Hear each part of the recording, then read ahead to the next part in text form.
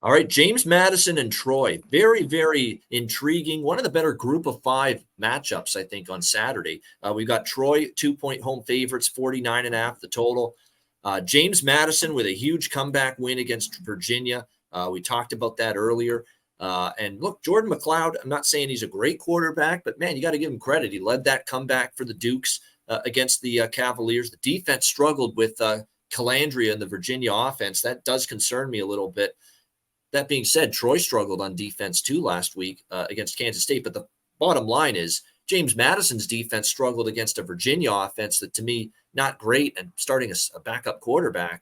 And Troy's defense looked bad against, I think, a very good Kansas State team and a very experienced quarterback on the road as well. And handicapping 101 tells you that, James Madison, bit of a tough spot here.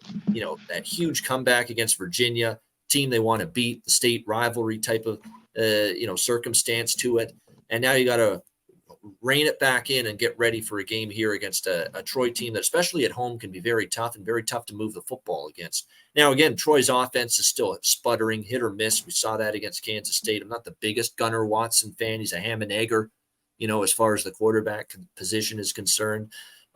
We'll see how they fare here moving the ball against the James Madison defense that last week, again, showed a lot of leakage against Virginia. So I understand why Troy's favored, and I understand why they're taking money.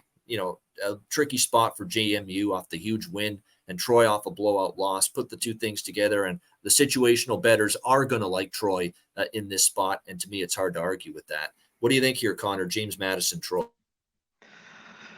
I think you go to the over here, Pavano. I just think JMU can move it. Stephen F. Austin got 30, and that game got over because Troy scored.